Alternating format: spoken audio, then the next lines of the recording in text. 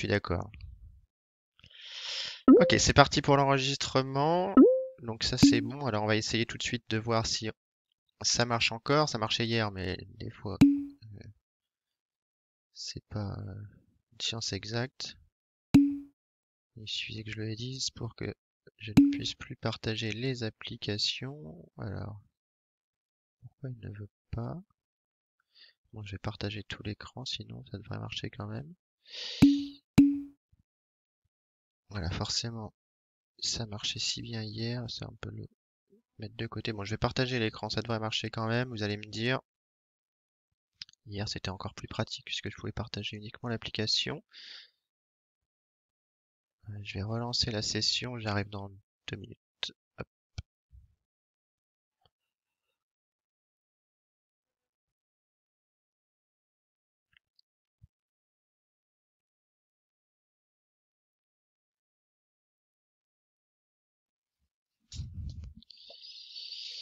Ok, vous m'entendez toujours? Oui, ok, parfait. Donc on va voir si ça marche mieux, sinon c'est pas grave. Non, il veut pas apparaître, c'est bizarre. Bon, c'est pas grave. Alors on va partager. Je vais partager tout mon écran et je vais me mettre sur l'application. Et vous allez me dire ce que vous voyez. Et je peux plus voir le chat par contre, donc c'est un peu embêtant. Est-ce que vous voyez bien apparaître l'exercice 1? Je peux normalement aller vérifier. Oui, on voit l'exercice. Ok, super. Donc c'est parti. On va corriger ça ensemble. L'exercice 1 sur l'hydroxyde de chrome. Donc on nous dit qu'on dissout 25 ml d'eau dans 25 ml d'eau, pardon, 0,1 g de nitrate de chrome 3 hydraté sous une formule un petit peu étrange. Le CrNO3 3 fois 9H2O. Donc ça va être notre solide qui va se dissoudre en solution.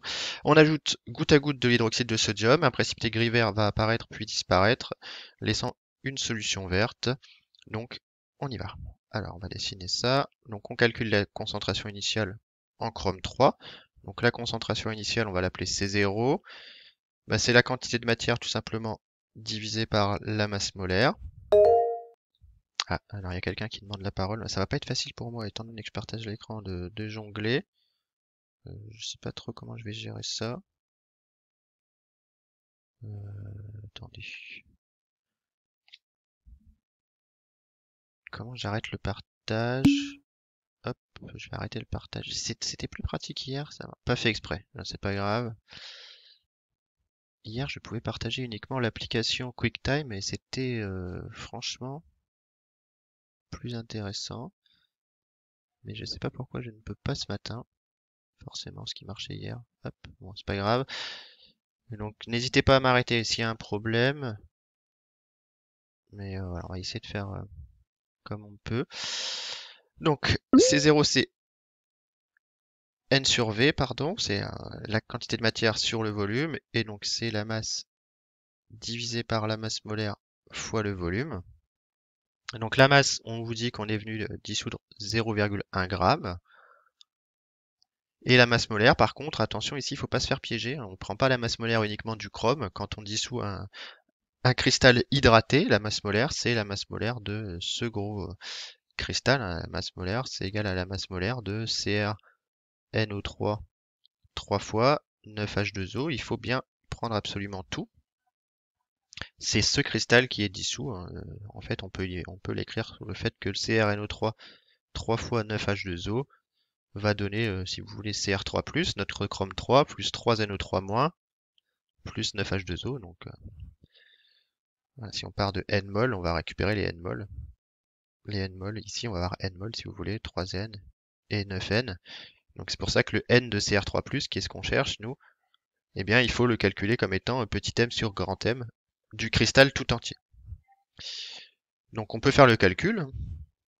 On a la masse molaire qui se calcule comme étant la masse molaire du chrome, plus 3 fois la masse molaire de l'azote, plus 9 fois la masse molaire de l'oxygène, plus 9 fois la masse molaire de l'oxygène pour l'eau, plus 18 fois la masse molaire de l'hydrogène.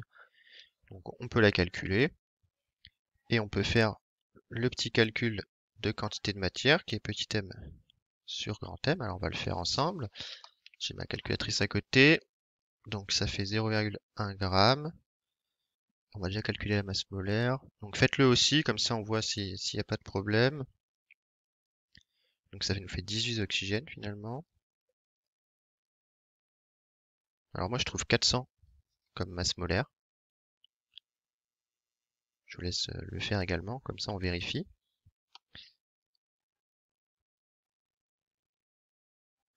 Donc je trouve 2,5 fois 10-4 mol. Et donc la concentration, ça va pas être pratique, je peux pas voir les commentaires. On va essayer de s'en sortir, mais ça va écrire beaucoup mieux qu'avant. Mais 2,4 fois 10-4 divisé par le volume. Le volume c'est 25 fois 10-2. Donc on va trouver tout simplement 1 millimole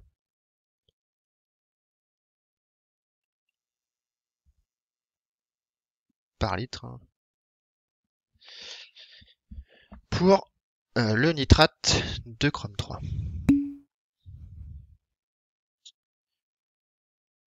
Hop, alors je vais regarder, j'ai entendu des petits bruits. Je vais aller regarder ce que vous avez écrit. Pareil, ok, super. C'est quand même embêtant que je puisse pas faire ça. Je regarderai pourquoi ça marche pas aujourd'hui. Très bien. Donc on a calculé la concentration initiale. C'est 25 10-3, pardon, j'ai écrit n'importe quoi ici. C'est des millilitres, hein, attention, faites pas comme moi. Donc c'est 10-3, donc ça change un petit peu, ça fait 0,01 et non pas 0,001. Donc attention, corrigez bien. Petite erreur ici. Mol par litre. Donc ça c'est une question qui a pas trop à voir avec le chapitre de précipité, mais voilà, il faut savoir calculer une concentration de cette manière. Très bien, donc on continue. Calculer le pH de précipitation de l'oxyde de chrome 3. Donc on cherche à précipiter CrOH 3 fois.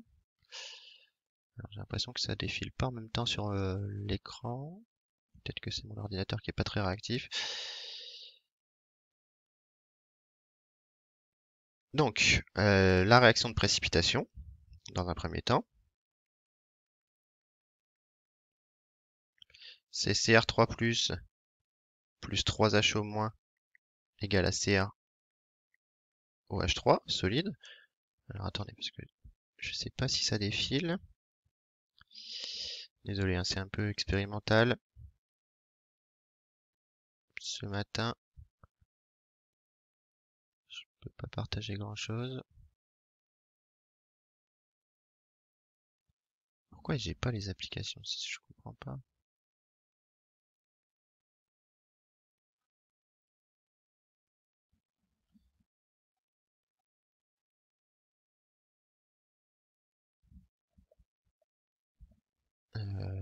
C'est un peu étonnant, j'ai l'impression que ça marche plus très bien. Est-ce que quand je défile mon document, vous le voyez défiler ou pas, vous? Parce que moi, je le vois pas défiler. C'est assez étonnant. Non, ouais, c'est bien ce qui me semblait. Bon, écoutez, on va refaire à l'ancienne, sinon, pour ce matin, je vais essayer de comprendre pourquoi ça marchait hier soir et plus ce matin. Pourquoi il veut pas partager juste l'application? Je vais la quitter et la redémarrer. Et sinon, on fera pour ce matin comme hier. Pourtant, c'est bien branché. Oui, ça a plus l'air de fonctionner. C'est pas grave, on va faire comme on faisait avant. Donc on en est à la question 2.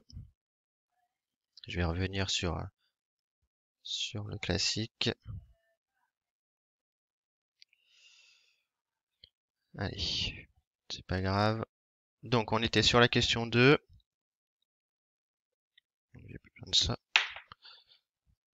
J'essaierai de résoudre le problème d'ici demain. Et ça marchait hier soir, et ça marche plus ce matin. Voilà. Donc, on est sur la question 2. J'ai plus forcément l'énoncé devant les yeux, mais c'est pas grave. On cherche la précipitation de CrOH3. Donc on a l'écriture Cr3 plus 3H au moins égale à CrOH3 fois qui est le solide. Et donc on cherche à le précipiter. Donc ça c'est une réaction de précipitation dans ce sens. Donc on peut calculer la constante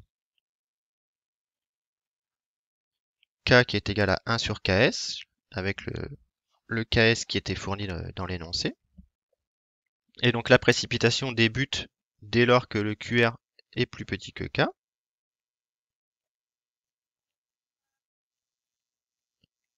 Je vous rappelle, sur l'échelle des QR, on avait K. Et donc, pour que la précipitation débute, il faut que le QR soit plus petit que K pour que ça aille dans le sens direct. Donc on va calculer le QR et on va chercher à partir de quelle valeur de ce QR, quelle valeur en concentration en H au moins, on a précipitation, et après on va transformer ça en pH. Donc le QR c'est tout simplement égal ici à Cr3+ en concentration fois H au moins au cube, au dénominateur. On peut mettre un C0 puissance 4 si on veut. Alors je vais simplement mettre l'énoncé sur l'autre ordinateur pour que je puisse avoir les valeurs numériques. Voilà. Et donc, nous, on veut calculer la valeur à partir de laquelle ça précipite. On connaît le KS qui nous est donné, c'est 10-30. Donc, on veut la limite. La limite, c'est QR égale K, tout simplement. Donc, il faut que C0 puissance 4 sur Cr3 plus H au moins au cube soit égal à K. K, c'est 1 sur Ks. Et on sait que, comme d'habitude, à la limite de précipitation,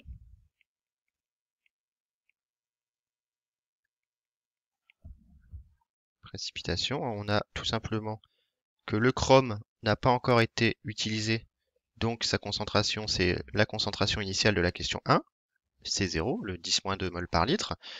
Et donc, si on note W, ce truc-là, hein, comme d'habitude, on va se retrouver avec W cube, qui doit être égal, ou oméga, hein, oméga cube, qui doit être égal à KS C0 puissance 4, divisé par la concentration en chrome initiale qui est C0.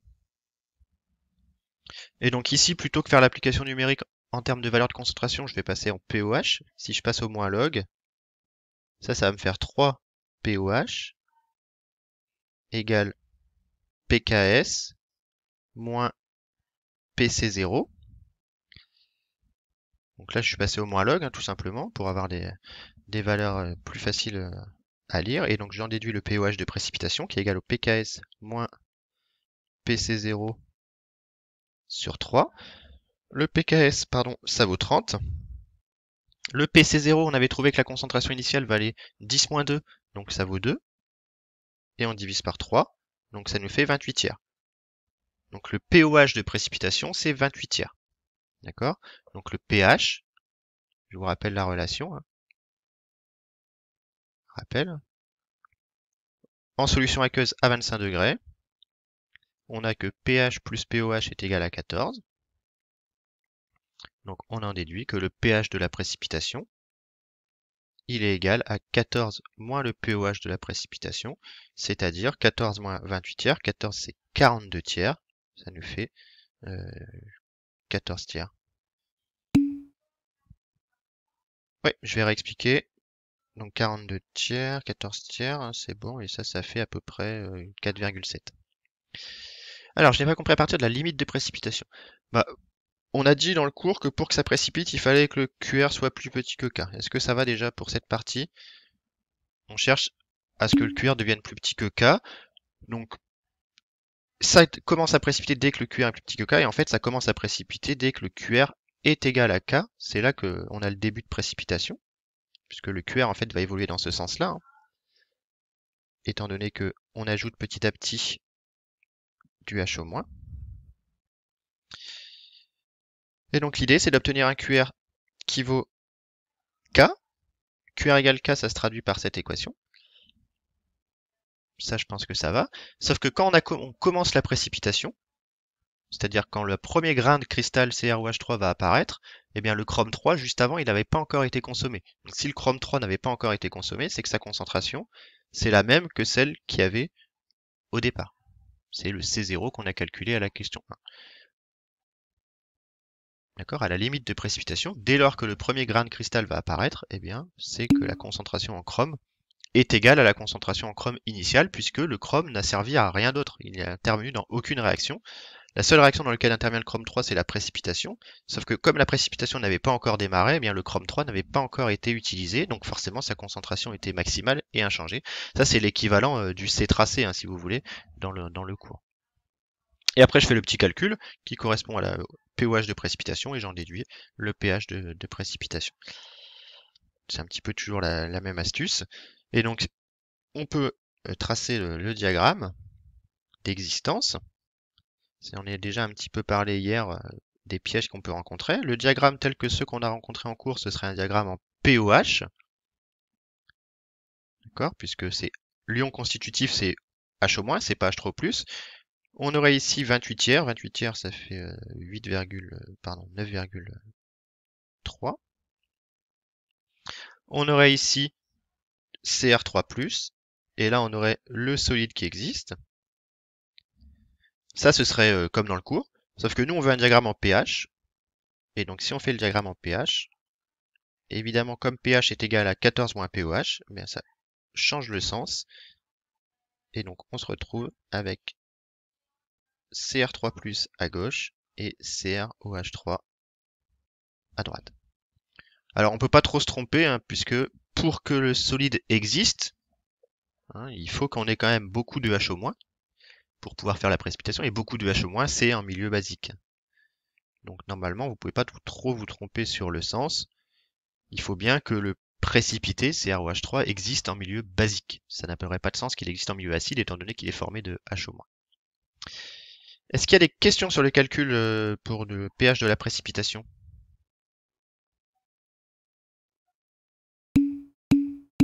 Est-ce que c'est à peu près clair la manière dont on procède? Alors après, évidemment, on pourrait le rédiger en une ligne, écrire que à la limite de précipitation, on a QR égale KS, dire que le chrome est tout le chrome est sous forme Cr3+, donc c'est 0, et puis faire le calcul. Bon, ici, j'ai repris le cours pour que ce soit un peu plus clair et bien reprendre les notations du cours. Ok, donc on a trouvé le pH de précipitation. J'ai fait un peu plus que ce qui était demandé en traçant le diagramme d'existence, mais ça c'est super important de savoir tracer un diagramme d'existence en fonction du pH. Ça sera vraiment la moitié du travail pour le cours sur les EPH. Et donc maintenant on nous dit que peut-être que si on rajoute tellement de H- qu'on se retrouve en milieu tellement basique qu'on peut dissoudre ce CrOH3. Donc on va essayer de comprendre pourquoi on peut le redissoudre. On nous explique qu'il y a une deuxième réaction qui peut se produire. Et la deuxième réaction qui peut se produire, c'est CrOH3 plus HO- égale à CrO2- plus 2H2O. Donc, en milieu très basique, en milieu basique, CrOH3 peut disparaître au profit de CrO2-. Donc on va faire le calcul, on va essayer de faire une disparition complète.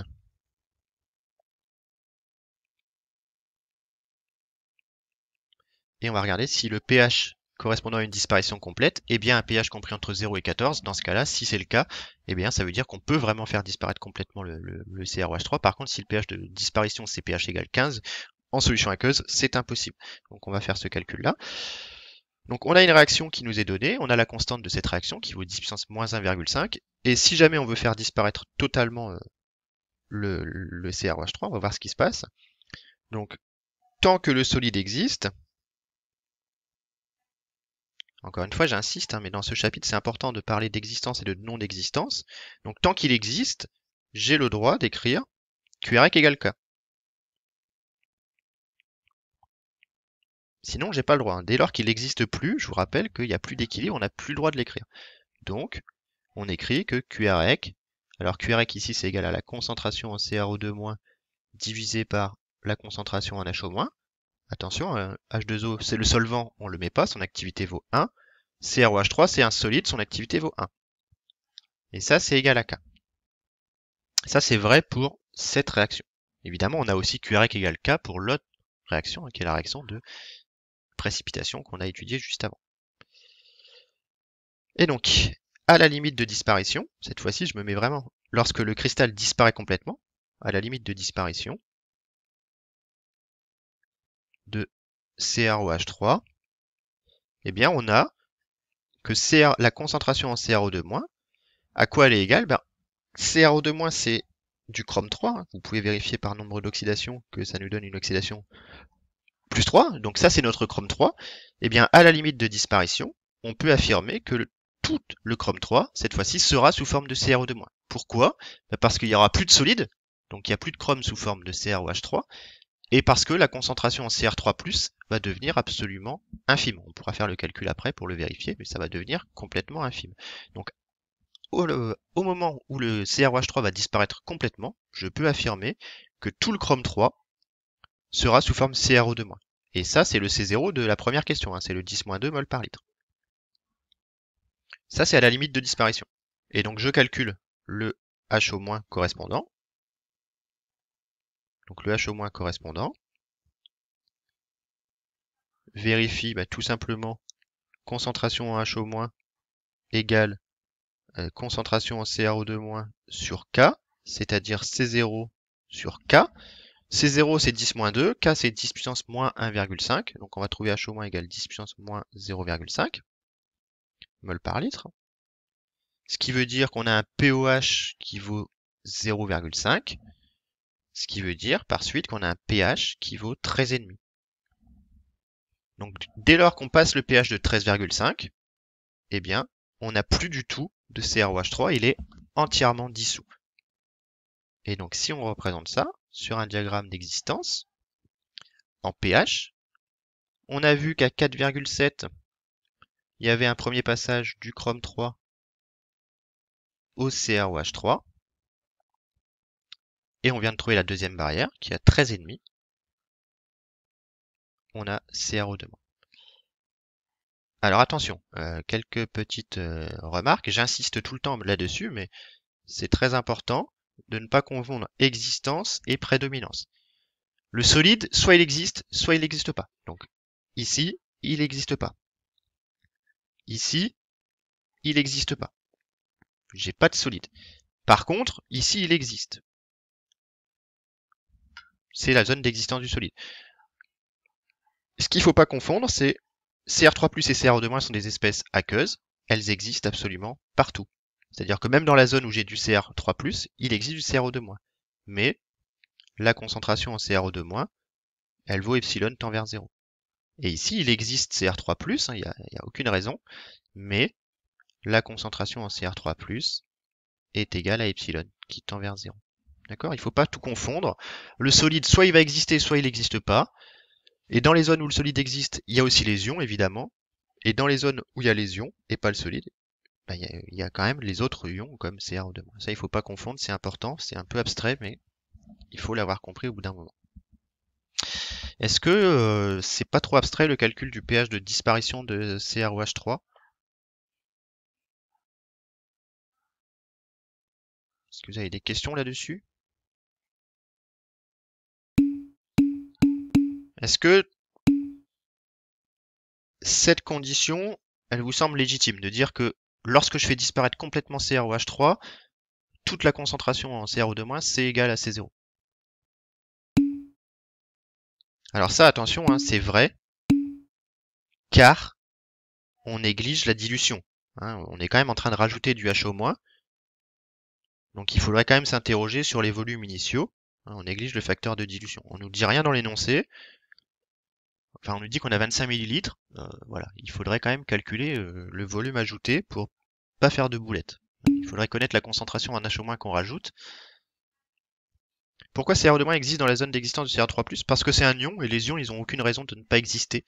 Mais ils existent, mais si on calcule leur concentration, elle va valoir 10-30 par exemple.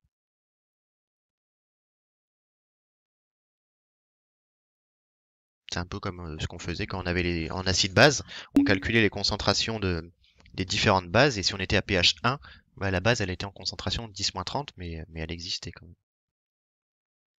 Il suffit d'écrire K égale CrO2- sur HO-, et puis vous pouvez trouver de cette manière la concentration.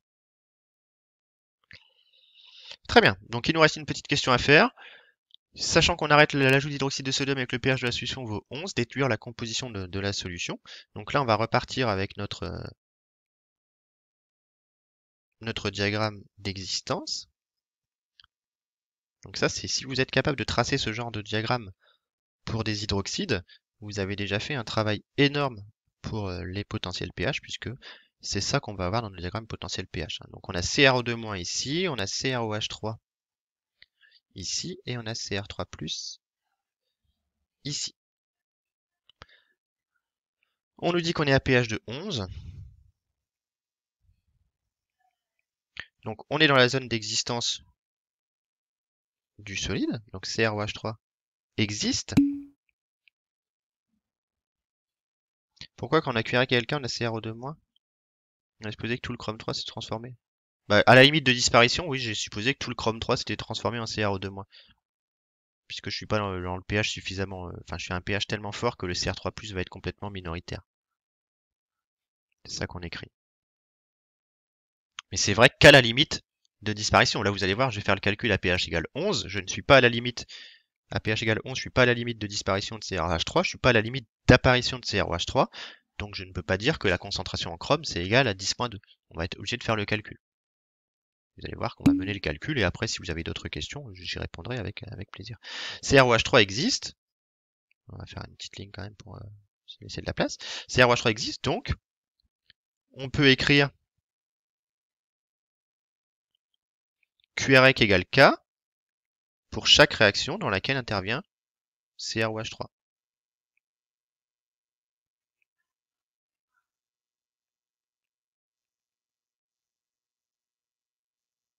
D'accord? Comme il existe, j'ai le droit d'écrire CrOH3, QREC égale K, pardon, pour les réactions avec CrOH3. S'il était dans la zone, si on m'avait demandé dans une zone de pH pour lequel le solide n'existe pas, j'aurais pas eu le droit d'écrire QREC égale K, j'aurais simplement dit que comme le solide n'existe pas, toute la concentration en chrome est soit sous forme de Cr3+, soit sous forme de CrO2-.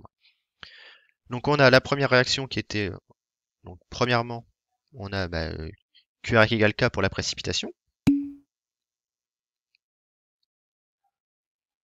QREC égale KS pour la précipitation, pour Cr3+, CrOH3. Alors vous me dites pH égale 13,5 et le pH après dissolution totale de CH3. Où on commence en milieu très... Non, ici on commence en milieu pas basique, et on ajoute petit à petit du HO-. Donc on commence en milieu acide si vous voulez, et puis on ajoute petit à petit du HO-. Donc pour ça, on évolue dans ce sens-là dans l'exercice. Au départ, on n'a que du Cr3+. Arrivé à pH égale 4,7, on a apparition de CrOH3. Et arrivé à pH égale 13,5, on a disparition de CrOH3. Donc premièrement, je peux écrire QREC égale K pour CrOH3, Cr3+. Ça va me permettre d'écrire que Ks égale la concentration en Cr3+, fois la concentration en HO- au cube, divisé par C0 puissance 4. Moi, ce que je cherche, c'est les concentrations en Cr3+ et en CrO2-. Donc là, je vais faire l'astuce habituelle. Je vais multiplier par H3O+ au cube sur H3O+ au cube. Et donc, je vais me retrouver avec le fait que Ks est égal à la concentration en chrome 3, qui est ce que je cherche, fois Ke au cube, divisé par C0. Alors les C0, on va voir combien il nous en faut, divisé par H3O+ au cube. Et donc là, j'ai une concentration, il faut un C0 carré au numérateur. Et donc, j'en déduis la concentration en chrome 3. La concentration en Cr3+ est égale à Ks sur Ke cube. Voilà. Fois H3O+ au cube. Et alors, on peut diviser par C0 carré si on veut avoir quelque chose d'homogène. Et donc, l'application numérique nous donne que la concentration en chrome 3, Ks c'est 10 puissance moins 30, le Ke c'est 10 puissance moins 14, au cube ça me fait 10 puissance moins 42, fois H3O+ au cube, c'est 10 puissance moins pH. Je vous rappelle que la concentration H3O+, c'est 10 puissance moins pH. Donc ça fait 10 puissance moins 3 pH. Ça fait 10 puissance moins 33. Et donc ça fait 10 puissance moins 21 mol par litre. Ok. Car H3O+ est égal à 10 puissance moins pH. Donc vous voyez que sur le diagramme d'existence, on est à pH égale 11, ce qui fait un écart de pH ici assez conséquent, hein, plus que 6.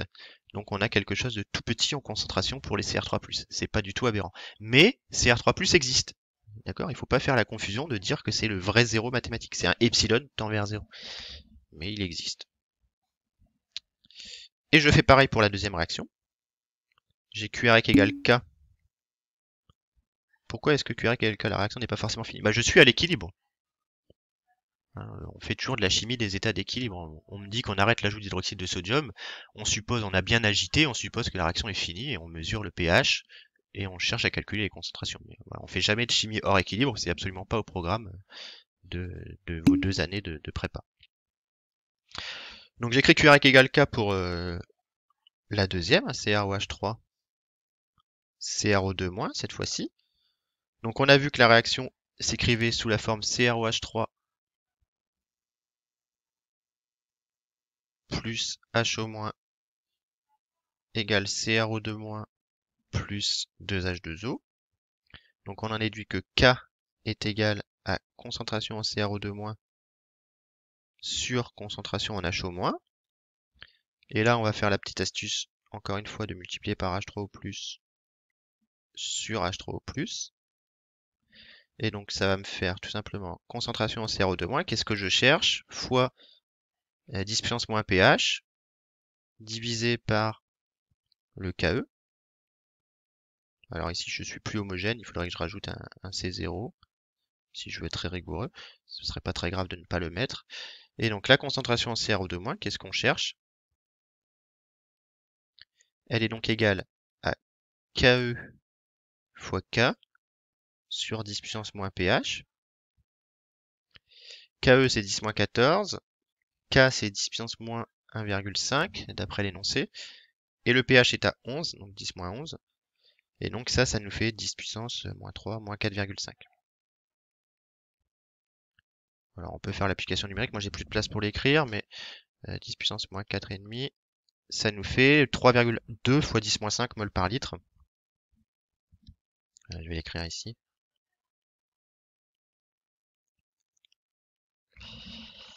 Donc voilà ce qu'on trouve pour les deux concentrations en Cr3+ et CrO2-. Donc c'est normal qu'on en ait plus en CrO2- qu'en Cr3+, hein, puisqu'ici on a un gap seulement de 2,5 dans le diagramme d'existence, là où on avait un gap de 6,3 ici pour le Cr3+.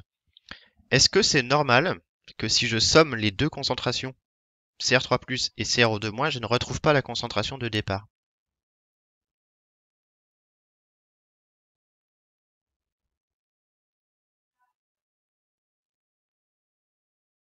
Donc est-ce qu'il n'y a pas un problème alors que j'avais 10-2 mol par litre au départ et là je trouve 10-5 et 10-21? J'ai quand même loin du compte. Alors, très bonne réponse, il y a du chrome dans le solide. Et oui, attention, hein, ne vous attendez pas, on n'est pas en acide base. En acide base, vous vous rappelez, on sommait toutes les concentrations, on disait que c'était égal à C total. C'était pratique, parce qu'on n'avait que des espèces dissoutes en solution, donc forcément la somme des concentrations devait redonner la concentration totale. Ici, vous avez une espèce qui est un solide, pour lequel parler de concentration n'a aucun sens. Pourtant, en termes de quantité de matière, évidemment, si je suis dans le domaine d'existence du solide, c'est qu'il y a une partie de la quantité de matière de chrome 3 qui a servi à former le solide. Et donc forcément, les concentrations, la somme des concentrations des espèces dissoutes ne doit pas être égale à C total ou à C tracé. Ça, c'est absolument cohérent. C'est encore une fois une petite subtilité qu'il faut réussir à maîtriser. Très bien. Est-ce qu'il y a des questions sur cet exercice?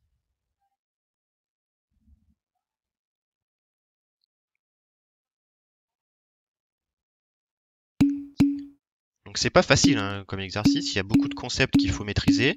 Après, si on se limite juste au calcul, les choses que la plupart des élèves font, ça se fait. Hein, si on fait juste le calcul à chaque fois, QREC égale K, ça se passe bien, mais si on veut comprendre vraiment les concepts, il y a des choses à méditer. Ok.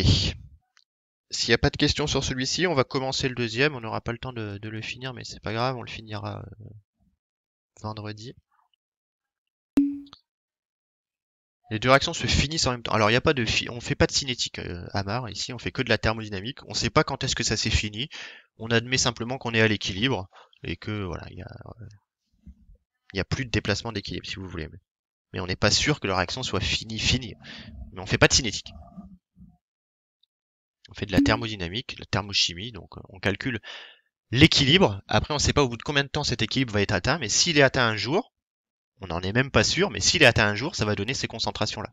Après, dans la vraie vie, il peut y avoir des blocages cinétiques, et dans ce cas-là, on n'atteindra pas ces concentrations. Mais nous, on fait vraiment le calcul comme si on était à l'équilibre. Après, peut-être que l'équilibre ne sera jamais atteint. Ça existe. Des réactions qui mettent 3 ans à se faire, ça existe. Très bien. Donc, on va continuer avec le de l'exercice 3, qui est un exercice un petit peu sympathique également. Donc, on va travailler sur le CAF2 de PKS qui vaut 10,5. Alors la première question est beaucoup plus facile que l'exercice 1, c'est une calcul de solubilité, ça c'est du grand classique, donc on va aller assez vite là-dessus. Je vous rappelle la méthode, vous êtes dans l'eau pure, on se met dans le sens de la dissolution. Prenez l'habitude de bien écrire l'équilibre de dissolution. On cherche à dissoudre S-mol de solide. On veut faire une dissolution totale. Donc il nous restera 0, S-mol, 2 S-mol. On était dans l'eau pure, donc on est parti de 0, hein, sinon on ne serait pas parti de 0. Et donc on écrit juste avant que le solide disparaisse complètement, on a donc que Ks est égal à la concentration en Ca2+, fois la concentration en F- carré sur C0 cube. S'il vous plaît, n'oubliez pas le coefficient stoichiométrique, très très important. Attends, orange plutôt. Et donc ça c'est égal à S fois 2S au carré sur C0 cube, ce qui nous fait 4S cube sur C0 cube, et donc on peut en déduire S qui est égal à KS sur 4 à la puissance 1 tiers fois C0. C'est du classique, on en a fait plusieurs dans le cours. Normalement, il n'y a pas de difficulté là-dessus, et puis on peut calculer ça. Donc on a le KS qui était égal à 10 puissance moins 10,5, qu'on divise par 4, qu'on met à la puissance 1 tiers, et on trouve 2 fois 10 moins 4 mol par litre. Est-ce que tout le monde se sent capable de calculer une solubilité? Dans l'eau pure, au moins. Ça, c'est vraiment, vous êtes sûr que vous allez, si vous tombez sur un exercice de dissolution, vous êtes sûr qu'il y aura une question de calcul de solubilité. C'est pas très compliqué, faites juste gaffe à la stoichiométrie, et puis après, ça se passe bien. Normalement, il n'y a pas trop besoin de détailler cette question. Après, on peut vous chatouiller un petit peu sur la rédaction, mais normalement, même si on le fait en colle, c'est pour votre bien, mais après, le jour d'un écrit, la plupart des gens qui corrigent la chimie ne sont pas des gens qui sont des vrais chimistes. Ils sont pas aussi exigeants qu'on peut l'être en PCSI. Donc, deuxième question, on nous dit que dans 100 millilitres, on a une solution qui fait 100 millilitres. On a 100 millilitres. Alors, on nous dit que c'est du Ca2+, NO3-. Alors, nous, on a besoin que de Ca2+. Le NO3- vont être spectateurs ici. Donc, on a une concentration en Ca2+, qui vaut 10-2 mol par litre.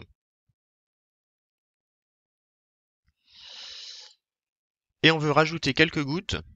On ne sait pas encore combien. Donc, on ajoute des gouttes de F-. Na+ va être spectateur. On pourrait l'écrire, mais de F- à la concentration apportée qui est égale à 10 puissance moins 1 mol par litre. Et on veut savoir combien il faut mettre de gouttes pour faire apparaître le précipité.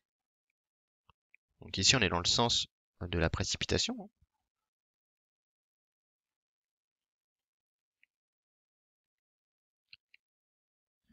Donc le sens de la précipitation, c'est Ca2 plus 2F moins égale à CaF2. De constante K égale 1 sur Ks, comme d'habitude. Et comme on le fait depuis maintenant avant les vacances, on sait que la précipitation démarre dès lors que QR est plus petit que K.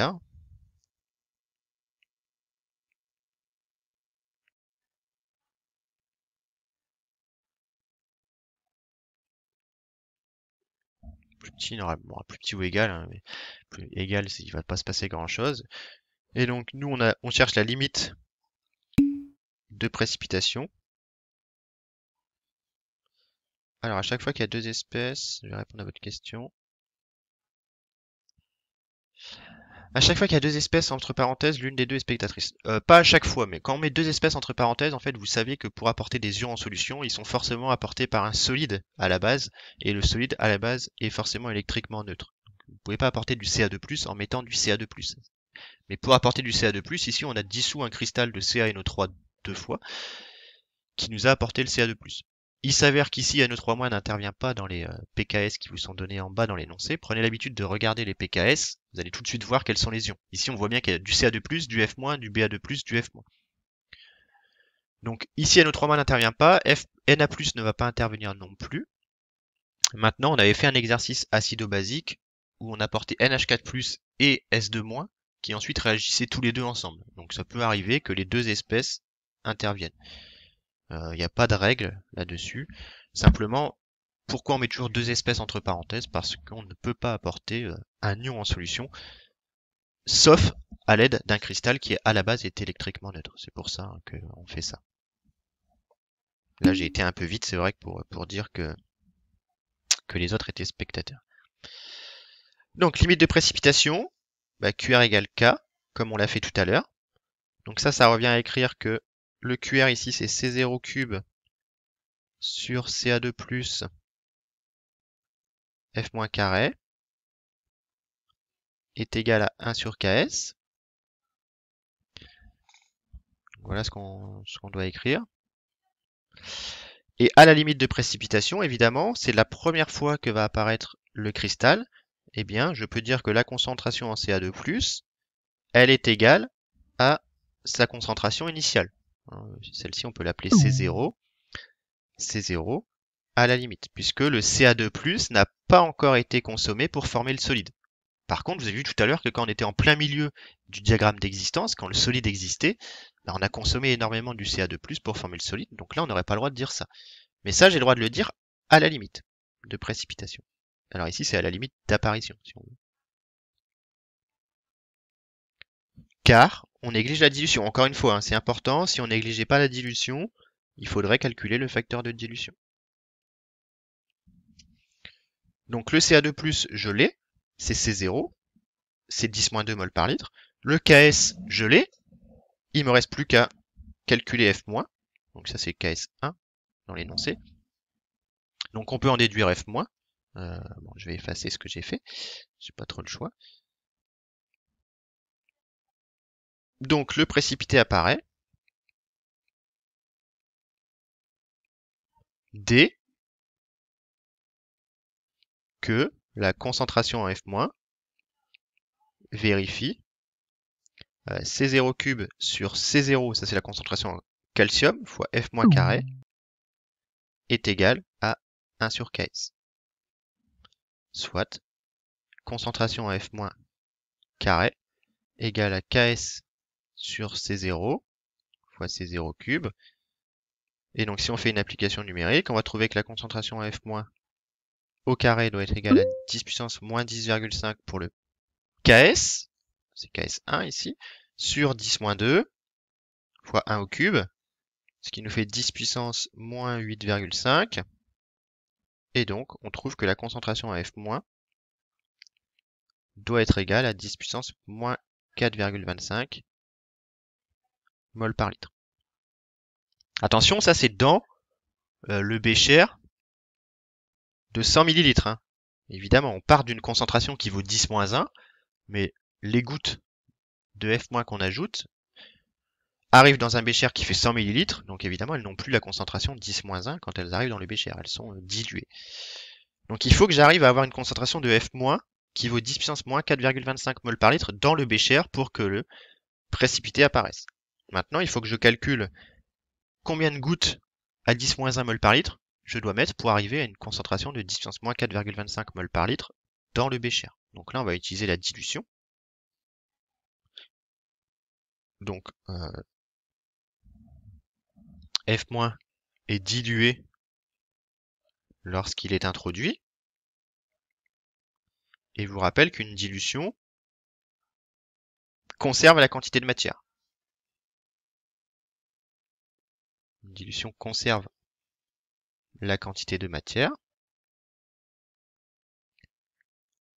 Donc, N de F- dans le bécher est égal à N de F- introduit.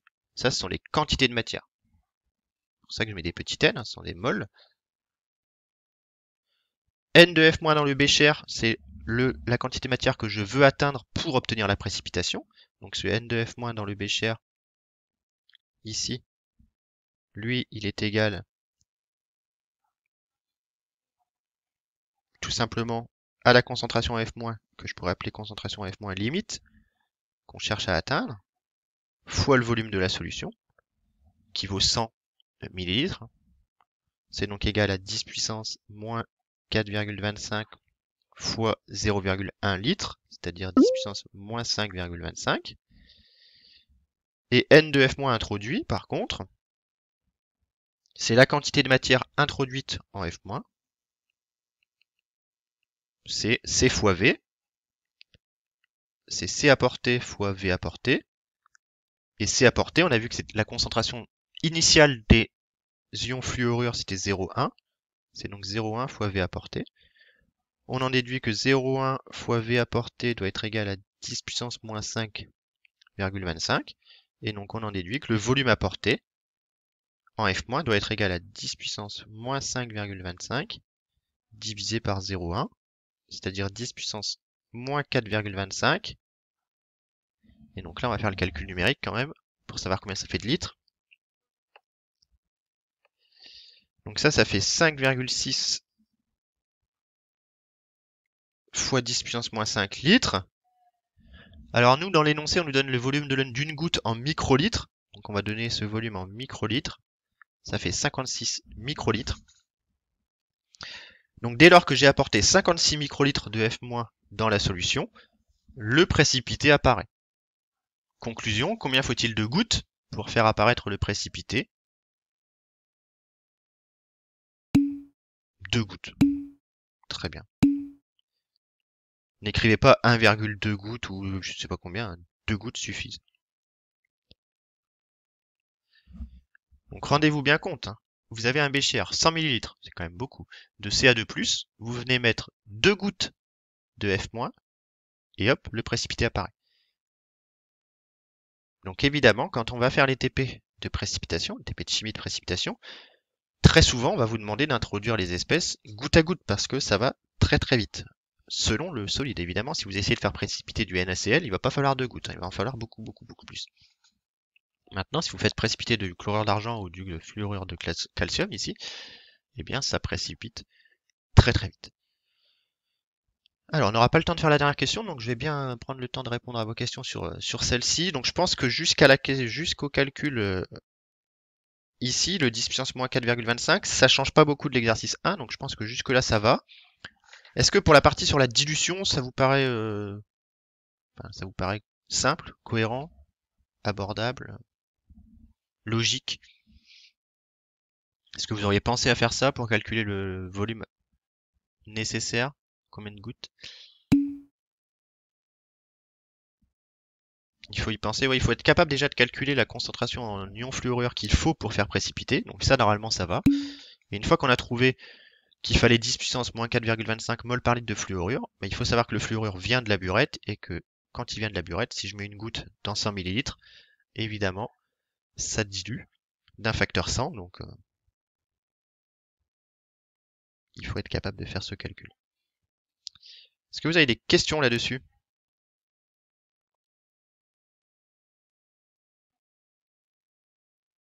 Vous voyez que les exercices sont quand même assez techniques hein, sur ce chapitre.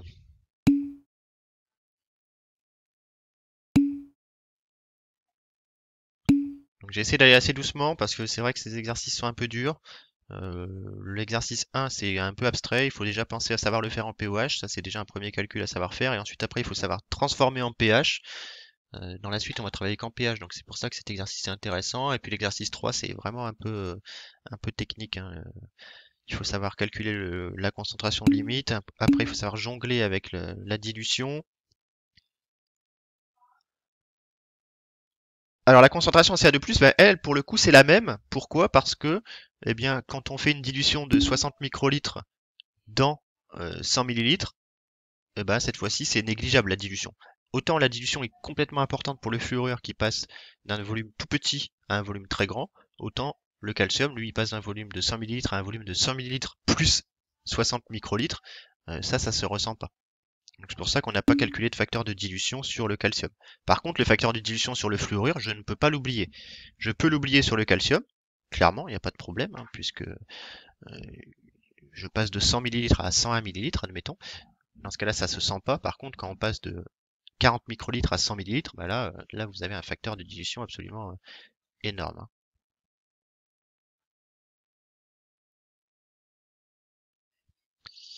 Clair comme de l'eau pure. Ah, c'est pas pourquoi vous mettez un E à clair, si vous connaissez une claire ou pas, mais Corentin, pourquoi pas. Très bien, donc dans ce cas-là, s'il y a plus de questions, on va s'arrêter là pour ce matin. Je vous invite, si vous avez rien d'autre dans l'heure qui vient, je vous invite à essayer de faire la question 3. Pendant, admettons 20 minutes, vous essayez de faire la question 3. Et puis après, vous prenez, voilà, vous prenez la pause tranquillement de ce midi. Et puis, donc demain matin, à 10 heures, on continue les petits TP en distanciel. Même chose que la semaine dernière, je vous envoie pas l'énoncé, sauf si ça vous intéresse, parce que vous n'avez pas grand-chose aujourd'hui, bah, je peux vous envoyer l'énoncé. Mais sinon, dans l'idéal, je vous le donne en direct demain matin. Mais si vraiment vous voulez l'énoncer, je vous l'envoie. Si on nous demande de définir une solubilité, il n'y a pas de calcul. Bon, si on vous demande de définir la solubilité, c'est la quantité maximale de solide que je peux dissoudre dans 1 litre de solution. Donc non, il n'y a pas de calcul. Ça dépend ce qu'on vous demande. Si on vous demande de la calculer, il y a un calcul. Si on vous demande de la définir, il n'y a pas de calcul. Donc s'il n'y a plus de questions, je vous souhaite à tous une bonne journée. Et puis on se retrouve demain matin. Je vais essayer de résoudre tous ces petits problèmes là d'informatique. Je pense que quand on va revenir en présentiel, on sera au point pour le distanciel. C'est ça qui est bien. Mais bon, on fait comme on peut. Merci Joshua. Bonne journée à vous. Et puis à demain.